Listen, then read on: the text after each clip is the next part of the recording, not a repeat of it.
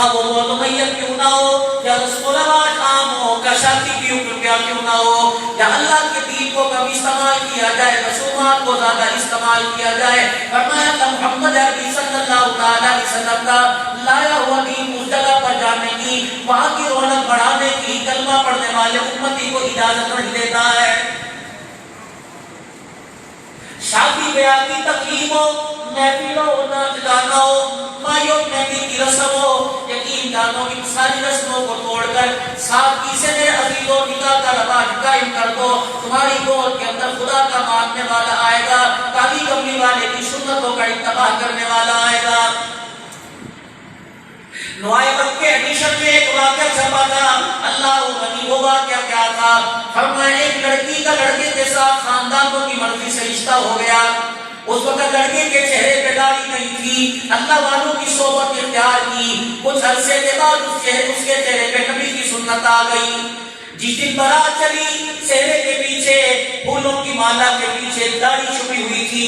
جیسے لڑکے نے نکاح کے لیے اللہ اکبر سیلا ہٹایا پھولوں کی مالا ہٹائی.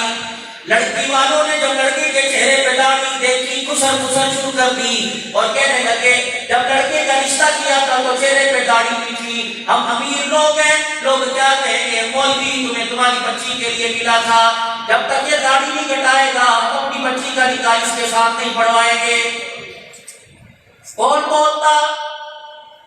اندھے اور کالے قانون کے لیے سارے کھڑے ہو جاتے ہیں. نبی کی شریعت کے لیے مقدر والے کھڑا ہوتا ہے جیسے غازی خالد ہے. غازی خالد نے ایسا کام کر دیا پتہ نہیں فرما برداری کی یا نافرمانی کی ہے تو اللہ ہی بہتر جانتا ہے. لیکن ایمان والوں کی نظروں میں ایسا کام کر کے چلا گیا اور ختم نبوت پر بھونکنے والے ختم نبوت پر انگلی اٹھانے والوں کو پیغام دے چکا ہے. خبردار اللہ اکبر ماؤں کی گودوں نے ابھی ختم نبوت کے محافظ پیدا کرنے نہیں چھوڑے.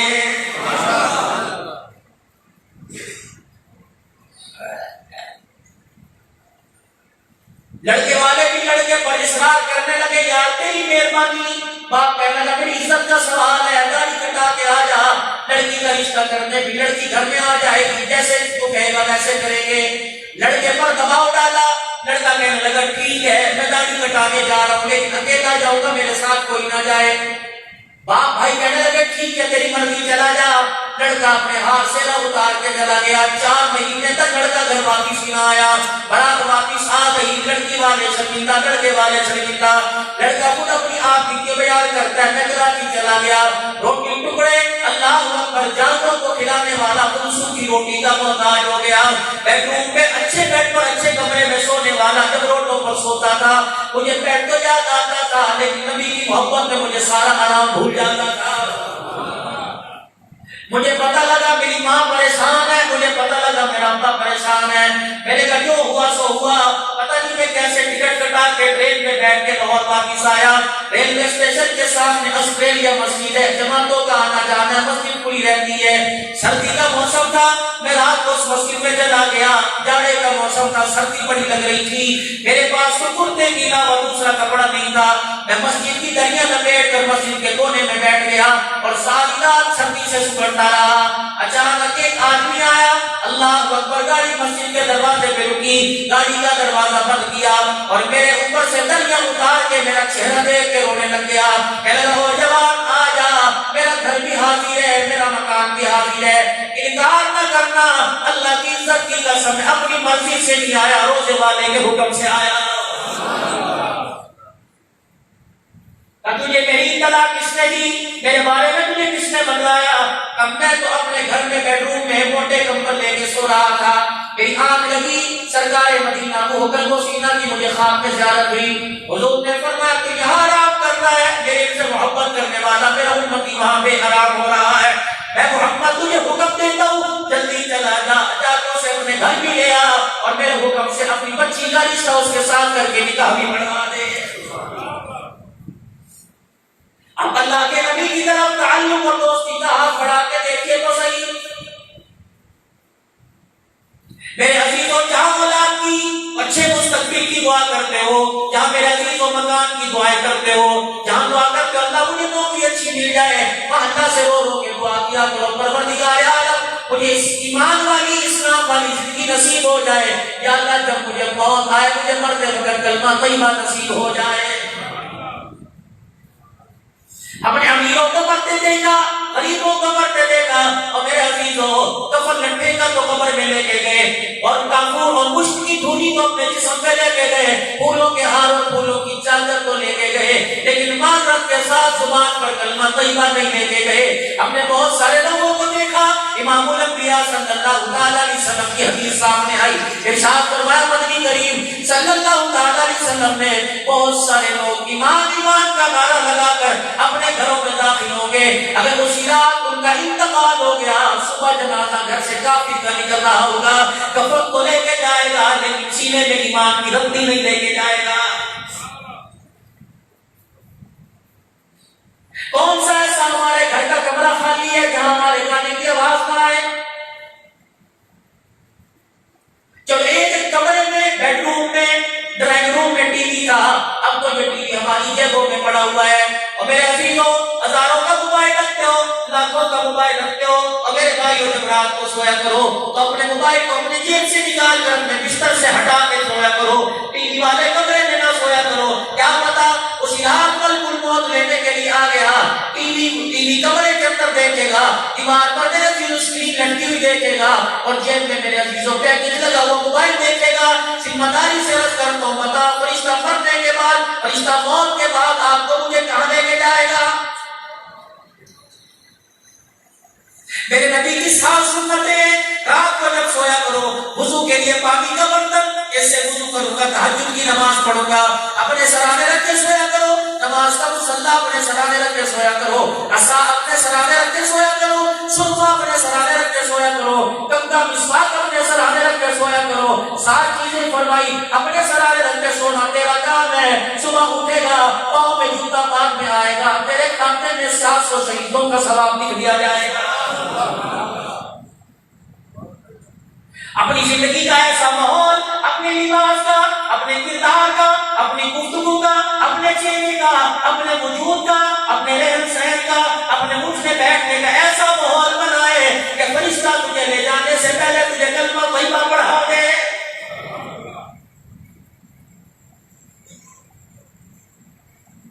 پتھر گڑھ والوں میں یقین آتا مال والوں سے عرض کروں گا شربت کی ریڑھی لگانے والوں سے لے کر سونے کی دکان پر بیٹھنے والے سونے کے تاجر سے عرض کروں گا میں یقین آتا جاؤ میرے عزیزوں قبرستان چلے جاؤ اور جا کر اپنے اپنے مرنے والے سے پوچھو تم قبر میں کیا لے کے آئے.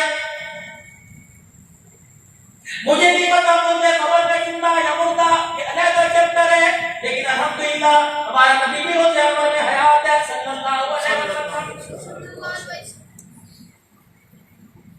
جن لوگوں کا نظریہ اللہ جانے وہ جانے لیکن میرے دلوں کے کہنے پر ایک مرتبہ آپ قبرستان چلے جاؤ اور قبر کی مٹی شروع آپ کو بتلائے گی. خدا پاک کی قسم صاحب قبر رو رو کے بتلائے گا مال پہ ناز نہ کر کے آنا سونے چاندی پہ ناز نہ کر کے آنا. ہم بھی مال پہ ناز کیا کرتے تھے بارش کے موسم میں روڈ پہ پانی کھڑا ہوتا تھا گاڑی کو ریس دے کر غریبوں کے کپڑے کو کیچڑ اچھال کے چلے جایا کرتے تھے. ہماری گاڑی کو کوئی راستہ نہیں دیتا تھا ہم گاڑی سے اتر کر گرے پاس پکڑ کے بیٹی والے کو تھپڑ مار کے چلے جایا کرتے تھے. خدا پاک کی قسم ہے قبر میں آنے کے بعد فرشتہ سانس لینے نہیں دے رہا بلکہ دنیا کے اندر ایک ایک کیے کا حساب لے رہا ہے.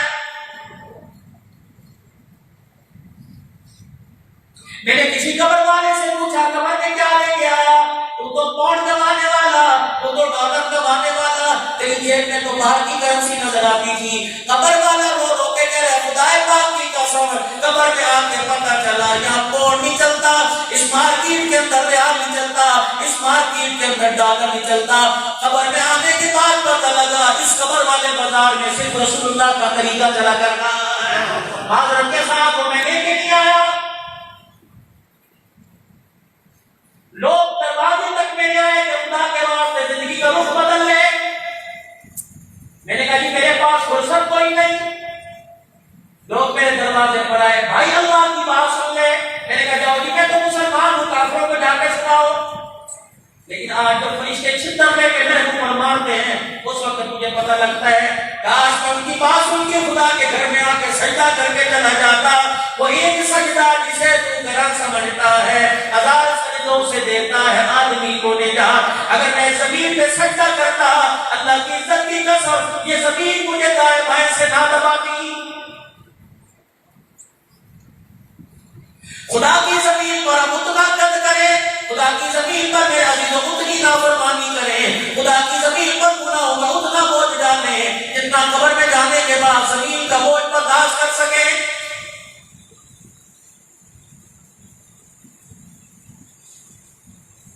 تین مقام ایسے بدلا ہے, فرمایا کہ نبی کا لایا ہوا دین تمہیں جانے کی اجازت نہیں دیتا. پہلا مقام اللہ رسول کی نافرمانی ہوتی ہو, فرمایا دین مدین شریعت محمدی تمہیں جانے کی اجازت نہیں دیتی. ایسی خوشی کے اندر جب ڈھول کی تھاپ ہو, گھنگرو کی کھڑک ہو, پائل کی چھنک ہو, گانے والی کا گانا ہو, ایسی شادی کو چھوڑ کے آ جاؤ کہ میاں میں نہیں آتا. خدا پاک کی قسم تیری شادی کے اندر اگر فرشتہ لینے کے لیے آ گیا, اس ماحول کو دیکھ کے فرشتہ کہاں لے کے جائے گا؟ یہ آنکھوں سے دیکھا. اللہ اکبر ایک منظر تھا. میں ٹوپا ٹیک سے کراچی تقریر کے لیے جا رہا تھا, پاکستان ایکسپریس کے اندر مجھے سیٹ ملی. گاڑی کا 2 منٹ کا سٹاپ تھا, ٹوپا ٹیک سیٹ کا. اللہ کی قسم میں نے آنکھوں سے دیکھا. میں نے کہا گاڑی کیوں نہیں چل رہی؟ لوگ چلنے پھرنے والے کہنے لگے بارات آ رہی ہے, اس کی ڈبے میں بکنگ ہے. بارات آئی, ویسل بج رہی ہے, ٹی سیٹیں بجا, ٹی جو ہے وہ بار بار ویسل بجا رہے کہ آؤ بیٹھو, آ جاؤ آ جاؤ. ایک لڑکی تھی چکن کا سفید جوڑا پہن رکھا تھا, میک اپ میں بھری پڑی تھی, اپنے بھائی کے آگے دولہے کے آگے ناچتی آ رہی تھی. گاڑی آہستہ آہستہ چلنی شروع ہو گئی. اللہ اکبر, لڑکی نے پائیدان پہ پاؤں رکھا, پاؤں پھسلا, گاڑی کے پہیے کے نیچے آ کے 2 ٹکڑے ہو گئی. اللہ اکبر. المرء مع من احب الیہ, جو جس کی محبت لے کے جائے گا, جو جس کے طریقوں کو لے کے جائے گا, قبر سے قیامت کے اسی طرح اٹھایا جائے گا. میرے لوگوں, نبی کی بات سچی, نبی کی ذات سچی. بتاؤ اللہ اس ناچنے والی کو قبر سے کیسے اٹھائے گا؟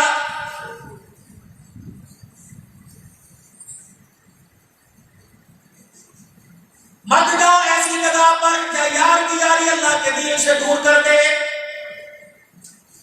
مت جاؤ ایسے پروگراموں میں یا میرے عزیزوں کھانے میں تمہیں روک مل جائے لیکن ایمان چھن جائے.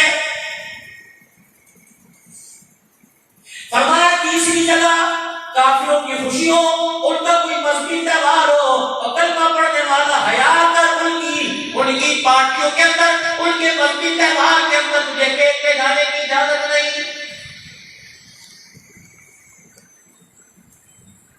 3 مقام ایسے ہیں کہ اللہ اپنے بندے کو دیکھ کے خوش ہوتا ہے, بلکہ حدیث پاک میں آیا, فرمایا ایسا خوش ہوتا ہے کہ اللہ جل شانہ اپنے بندے کو دیکھ کے ہنسنے لگ جاتا ہے.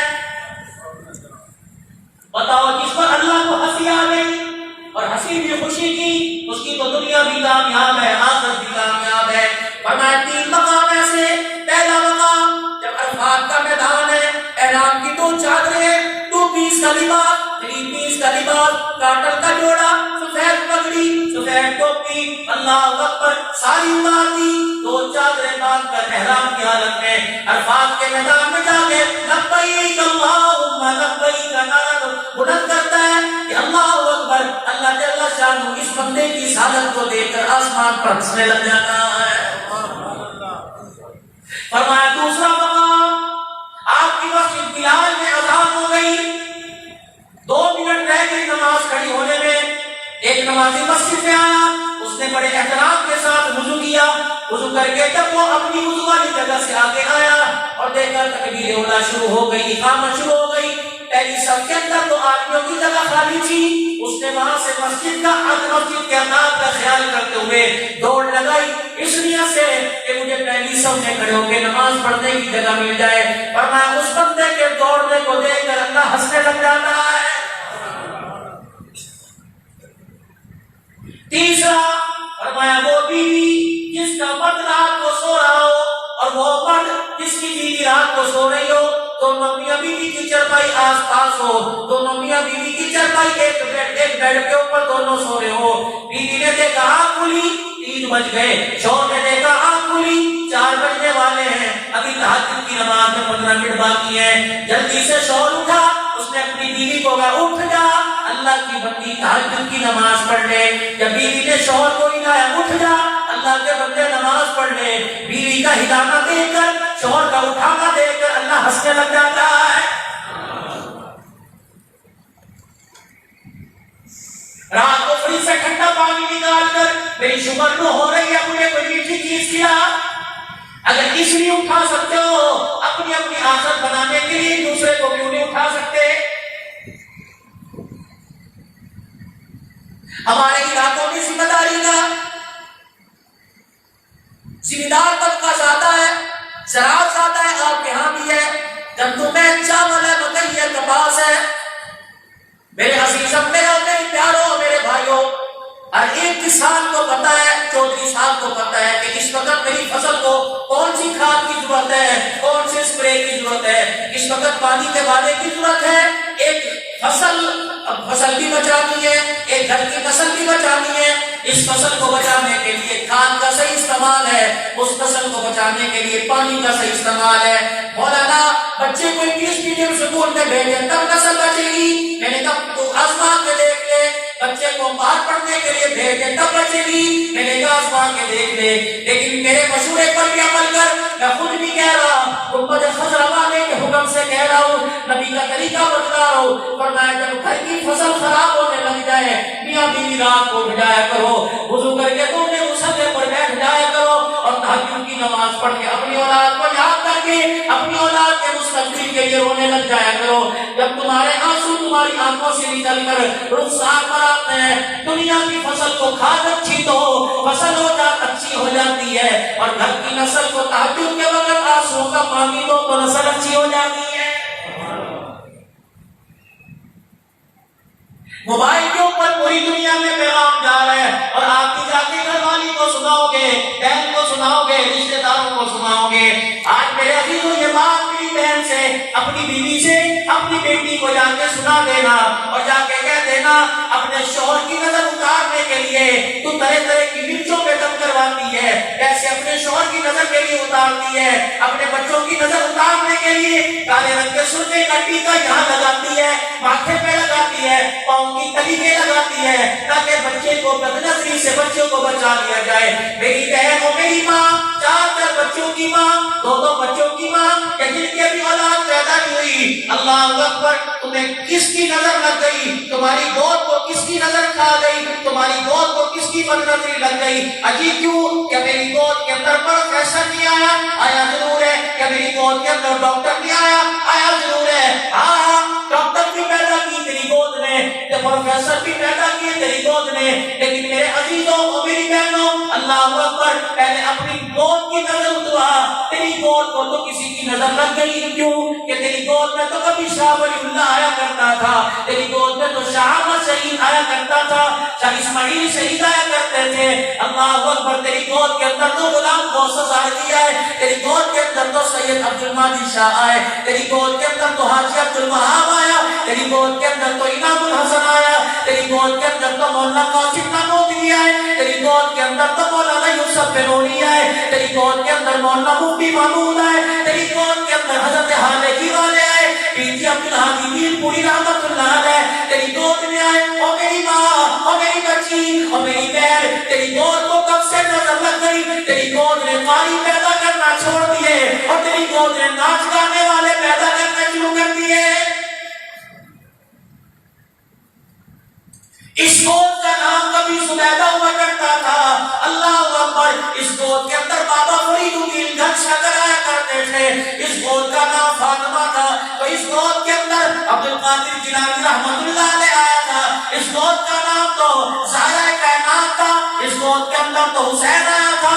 کون حسین رضی اللہ تعالی 10 محرم الحرام کو جس کی شہادت ہے، کون حسین؟ ماں فاطمہ زہرا نے کچے سے مکان میں، چھوٹے سے جھونپڑے میں حضرت حسین کو جنم دیا، رسول اللہ تشریف لائے، آپ نے گھٹی چٹائی، اپنا تھوک مبارک اپنا آبیدان حضرت حسین کے منہ میں ڈالا، حسین کو بھوک لگی، اماں نے سینے سے لگایا، اماں سینے کا فیض حسین کو دینا شروع کرتی ہے۔ ایک دن ماں بھی موج میں اور بیٹا بھی موج مستی میں ماں کا دودھ پی رہا تھا. ماں فاطمہ الزہرا نے دودھ پلاتے پلاتے بچے کو دیکھ کے مسکرانا شروع کر دیا اور بچے کو دیکھ کر مسکرا کے فرمایا اے میرے حسین، اے میرے نور نظر، اے میرے نقطۂ جگر، اس دودھ کی قیمت کیا ادا کرے گا؟ اس دودھ کی قیمت بڑا ہو کے کیا ادا کرے گا؟ علماء کہتے ہیں حسین نے دودھ پیتے پیتے رونا شروع کر دیا. اماں ہنس رہی ہے، حسین رو رہا ہے. اماں ہنس کے کہہ رہی ہے اس دودھ کی قیمت کیا ادا کرے گا؟ حسین رو رہا ہے اور دودھ پیتا جا رہا ہے. ماں سمجھ گئی کہ بیٹا رو کے بدلا ہے. اماں جان تو نے مجھے گود میں قرآن سنایا، انشاءاللہ مجھے جوان ہونے دے، کربلا کے میدان میں جا کر میں تجھے نوک نیزے کی نوک پہ اللہ کا قرآن سناؤں گا. ہماری گھر والیوں کی موت کو کس کی نظر کھا گئی؟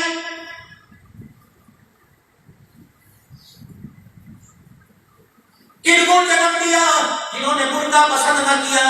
کن کو جنم دیا؟ جنہوں نے دوپٹہ گلے سے اتار کے پھینک دیا.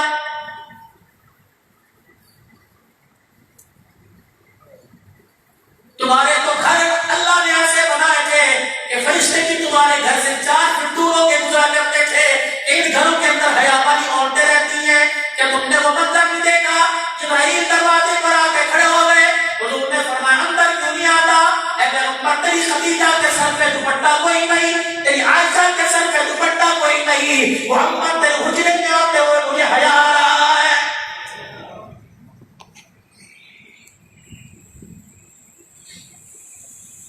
کون سیدہ فاطمہ الزہرا جس کا بیٹا کربلا کے میدان میں قرآن سناتے ہوئے کٹا؟ یہ وہی فاطمہ الزہرا ہے جو راتوں کو کھڑی ہو کر مصلی پر خدا کا قرآن پڑھا کرتی تھی. عشاء کی نماز کے بعد حضرت علی رضی اللہ تعالیٰ عنہ کہتے ہیں گھر آتا میری فاطمہ سج دھج کے وہ کیا سجاوٹ ہوتی ہوگی کہ جنت کی حوریں بھی جس کے چہرے پر فدا ہوتی ہوگی. حضرت علی کے بستر کے پاس آ کے کہتی اے علی میری کوئی حاجت تو نہیں؟ حضرت علی انکار کرتے پر میں علی پھر تو جانے تیرا رب جانے، میں جانوں میرا رب جانے. سیدہ فاطمہ الزہرا پھر مصلی پہ کھڑی ہو کر خدا کا قرآن پڑھنا شروع کرتی. ابھی سیدہ کا سجدہ مکمل نہ ہوتا، تہجد کی اذان بلال مسجد نبوی میں دینا شروع کر دیتا.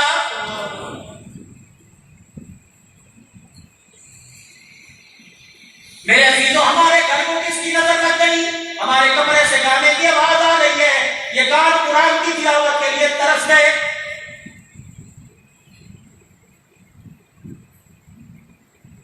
ماں باپ نے قرآن پڑھنا چھوڑ دیا، بہن بھائیوں نے قرآن پڑھنا چھوڑ دیا، بیٹوں نے قرآن پڑھنا چھوڑ دیا. جامع القرآن ہے عثمان بن عفان ہے. قرآن نازل ہوا چمنوں پہ لکھا گیا، قرآن نازل ہوا درختوں کے پتوں پہ لکھا گیا، قرآن نازل ہوا میرے عزیزوں پتھروں پہ لکھا گیا. عثمان غنی کے دور میں سارے قرآن کی آیتوں کو ایک جگہ جمع کیا، قرآن کا نسخہ بنا کرتے میری الماریوں کے اندر لا کے رکھ دیا گیا. اور میں آج قرآن پڑھتا جا، عثمان کے احسان کو مانتا جا. یا اللہ یہ وہ عثمان ہے دنیا سے کہتی ہے یہ نبی کا دماد کوئی نہیں ہے تو معاذ اللہ. دنیا کہتی ہے اس کا ایمان کوئی نہیں. یا اللہ یہ کون عثمان ہے؟ اللہ کہتا ہے عقل کے اندھو تمہیں عقل کوئی نہیں، تمہیں آنکھیں کوئی نہیں. اللہ اکبر کائنات کے اندر کوئی ایک دولہا ایسا دکھاؤ جو ایک مرتبہ ایک ہی سسرال میں دولہا بن کے گیا. اگر تم بھی دکھاتے عرش والا رب تمہیں دکھاتا ہے. اگر تم نے دیکھنا ہو عثمان کی شان کو دیکھ لو جو 2 مرتبہ دولہا بن کے محمد کے دروازے پہ کھڑا ہے.